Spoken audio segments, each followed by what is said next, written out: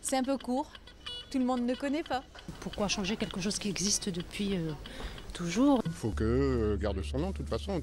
C'est instinctif en fait, mais E doit rester E. Trou normand en 2 lettres.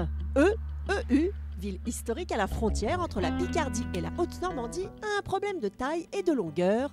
Son nom est trop court. Ces 2 voyelles ne facilitent effectivement pas le référencement sur Internet de la commune. Le message, c'est « Vous devez renseigner plus de 3 caractères » ou bien « Il n'y a pas d'hôtel » dans la ville que vous avez interrogée. Donc ça, c'est des réponses cul-de-sac. Et puis après, vous avez des sites dans lesquels vous allez trouver éventuellement eux, mais noyés dans des tas d'informations.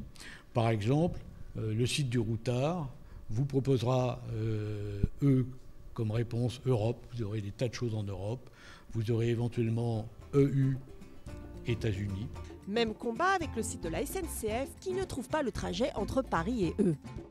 Face à ce constat, la maire de la ville a envisagé de modifier E en l'allongeant, ville de E sur Bresle, mais finalement elle ne l'a pas fait, pas touche au E des Eudois. Et forcément que ça semble cocasse parce qu'en plus le mot E, on ne sait pas si on est en hésitation quand on le dit, est-ce que c'est on a bien entendu, donc effectivement une situation cocasse. Mais on est obligé de prendre ça au sérieux. Je vous dis, c'est une affaire de tourisme.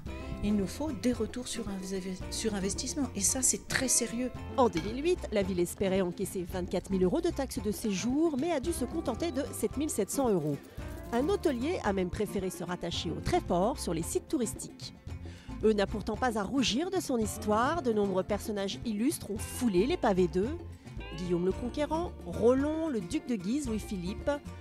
E est tout de même le 2e patrimoine historique après Rouen. Quelle solution alors pour la maire d'E? Ah, désolé, on n'a pas pu s'en empêcher.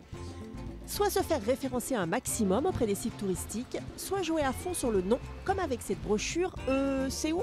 Les gens ne savent pas très bien où c'est, ou parfois même pas du tout. Notre vocation est de dire où c'est. Donc le E, c'est où, qui est devenu une espèce de musique. Ça, c'est quelque chose qu'on emploie beaucoup à l'extérieur, beaucoup sur les salons. Et depuis qu'on l'a inscrit sur nos documents, c'est une accroche qui est devenue formidable. On ne s'attendait pas vraiment à ça. Donc voilà, E restera E pour le plus grand bonheur des Eudois et des cruciverbistes.